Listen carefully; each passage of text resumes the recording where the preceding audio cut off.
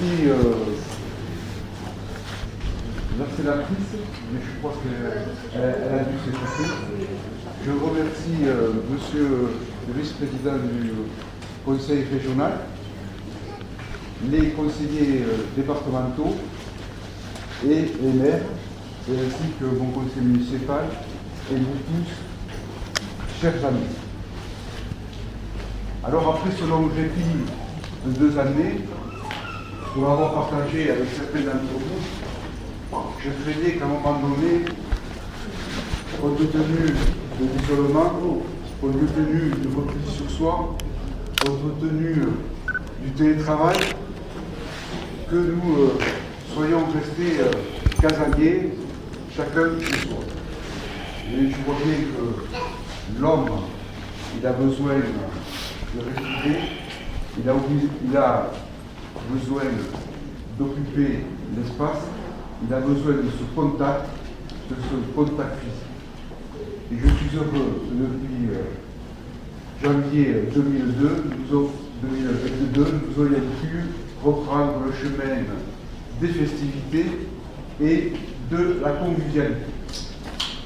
Alors tout ça ne se dit pas à travers des paroles, comme je suis en train de le faire, mais c'est l'effort consenti d'un certain nombre de personnes, et je veux associer à cette manifestation de la Saint-Saturnin, dans le comité des fêtes de Louvajac, nouvellement organisé, puisque depuis 5 semaines, alors que vous étiez encore dans les statuts et dans les papiers administratifs, vous avez pris soin d'organiser cette fête. Et je tiens à remercier Jean-Paul Bonjon ainsi que toute son équipe pour l'organisation de la Saint-Saturnin, et notamment dans le repas de hier soir et puis le vin d'honneur d'aujourd'hui.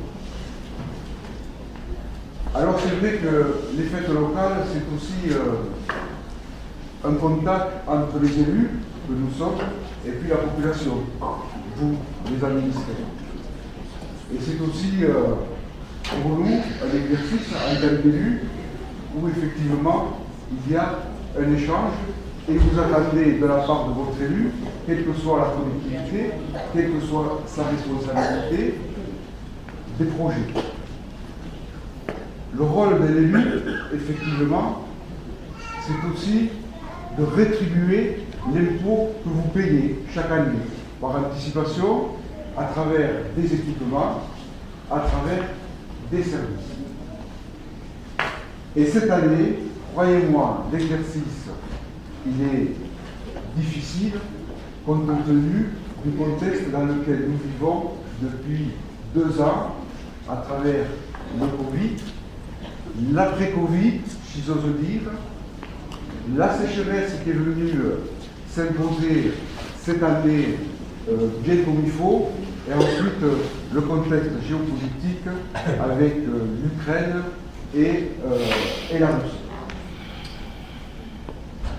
Nous sommes dans une impasse la plus totale, vous le savez, et nous ne savons pas effectivement quelle en sera la durée, mais il est de mon devoir aussi de partager avec vous cette situation. Au regard des projets de la commune, je suis cette année très prudent.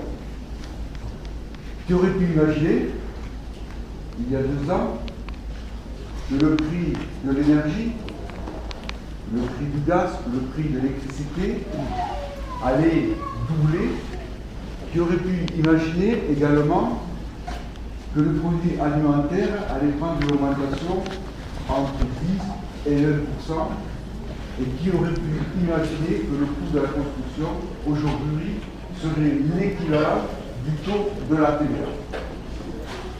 Croyez-moi, quand on fait l'analyse, quand on fait la synthèse, avant même de vous faire des promesses, eh bien je peux vous dire qu'il faut faire preuve de lucidité et qu'il faudra faire preuve, nous les politiques, dans nos choix, d'être très prudents, très rationnels et de ne pas promettre ce dont on ne peut pas tenir. La commune de Louachac, depuis le dernier mandat, ça fait maintenant 2 ans, a planifié un certain nombre d'investissements sur 6 ans. Elle a mis en évidence un certain nombre de recettes de façon linéaire. Elle a mis également des dépenses à proportion d'augmentation de 2 à 3% par an.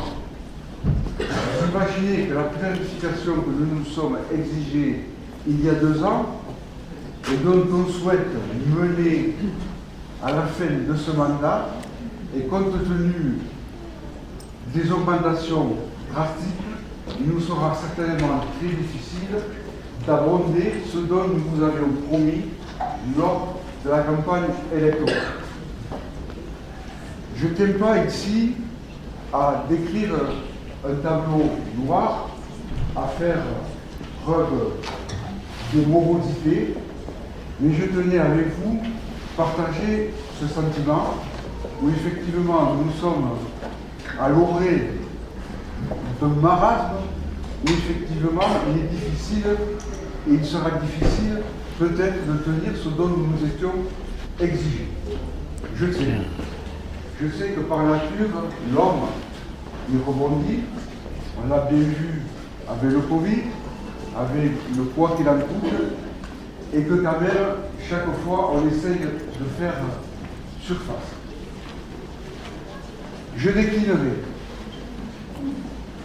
les travaux à venir au niveau de notre collectivité, qui sont habituellement, comme vous le savez, l'entretien de la voirie. Pour pas se leurrer, là aussi c'est 20 ou 30 000 euros que l'on met chaque année pour avoir un capital routier digne d'une certaine sécurité.